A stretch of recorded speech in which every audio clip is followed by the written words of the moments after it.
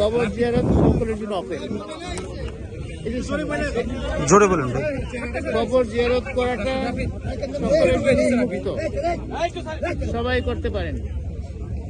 সেই হিসেবে আমি ব্যক্তিগতভাবে আজকে আমার আবেগ থেকে, আমার অনুভূতি থেকে আমার নেত্রী এবং আমার নেতার কবর জিয়ারত করার জন্য আমার মন চাইছে। সেদিন আমি সকালে ঘুম থেকে উঠেই এটাই প্রথম এরাদা করেছি এবং এখানে চলে এসেছি। কোনো এটা রাজনৈতিক কোনো পরিকল্পনা বা কোনো সিদ্ধান্তের বিষয়, এটা আমার ব্যক্তিগত আবেগ এবং আমার ব্যক্তিগতভাবে। এখানে যে বাধাটা আছে দলীয়ভাবে আপনাদেরকে অবহিত করা হয়েছে কিনা, কিংবা দলীয়ভাবে কোনো অবহিত করা হয় নাই, কোনো বাধা আছে বলে আমার জানা নেই। আপনার কাছে কেন মনে হচ্ছে যে কাউকে সর্বসাধারণ যারা আছে তাদের মানে এখানে ঢুকতে দেওয়া হচ্ছে না? এটা নিশ্চয়ই দেওয়া হবে, এটা আমি জানি না, আমি যেটা জানি না আমি বলতে পারবো না।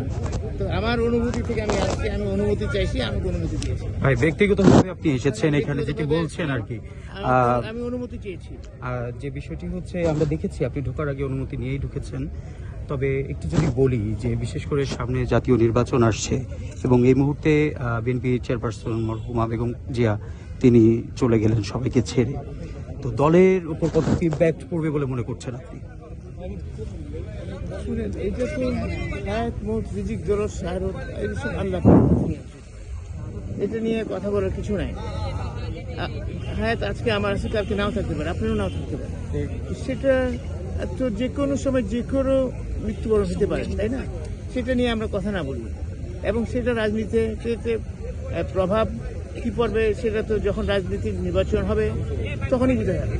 অ্যাডভান্স কথা বলার কোনো সুযোগ তো নাই। আর দ্বিতীয়ত হচ্ছে, আমি এটুকু বুঝি আমাদের নেত্রী ওনার সাথে আমি অত্যন্ত ঘনিষ্ঠভাবে কাজ করে আল্লাহ পাক আমাকে সুযোগ দিয়েছিলেন। সেই সুযোগের মধ্যে ওনাকে দেখেছি ওনার দেশপ্রেম, স্বাধীনতা, সার্বভৌমত্ব সাথে কখনো আপোষ করে না। এত কাছে থেকে ওনার সাথে আমি কাজ করেছি।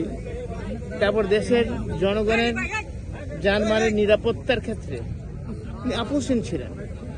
যখন আমি যা চেয়েছি নির্দেশে তাই উনি আমাকে দিয়ে দিয়েছেন। আমি বলছি যেটা করার জন্য আপনারা দেখেছেন যে র্যাব গঠনের ব্যাপারে, এবং র্যাবকে কিন্তু তখন রাজনৈতিকভাবে একদিনের জন্য, 1 ঘন্টার জন্য আমরা ব্যবহার করি। 1 ঘন্টার জন্য আমরা ব্যবহার করি, কেউ বলতে পারবেন না, আপনারা প্রমাণ দেখাতে পারবেন না। এবং উনি সেই সুযোগটা দিয়েছিলেন। সেখানে যদি বিএনপির কোনো নেতাকর্মীরা থাকতো সেখানে উনি ছাড় দেন। সেই নেত্রী ছিলেন আমাদের বেগম খালেদা জিয়া। স্বাধীনতা সার্বভৌমত্বের ক্ষেত্রে আর অনেক ঘটনা আমার ভিতরে আছে, যেটা আমি দেখি, আমার অনুভূতির ভিতরে আছে। সেই দেশপ্রেম আমি আর কারোর মধ্যে আমি এখন পর্যন্ত পাই নাই।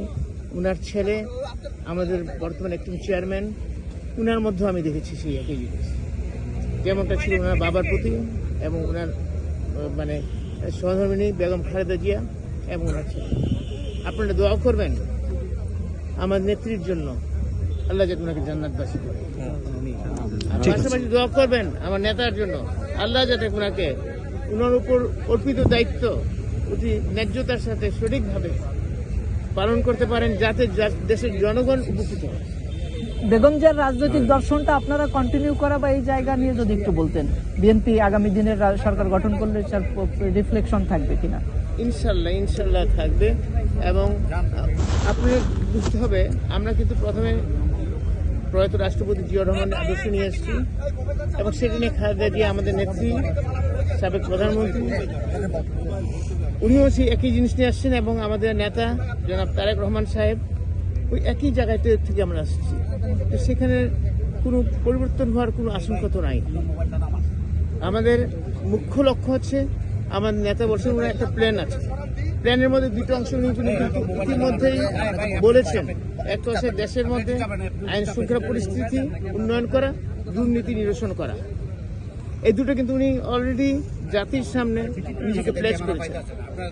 তো আপনি নিশ্চয়ই বুঝতে পারেন উনার কথাবার্তা, উনার কনফিডেন্সটাকে, লেভেলটাকে আপনি নিশ্চয়ই বুঝতে পারেন। ইনশাল্লাহ দোয়া করবেন, আল্লাহ যদি রহমত করে ইনশাল্লাহ তারা আমরা সেটা উনি সেটা অ্যাচিভ করবেন। ভাই পড়লো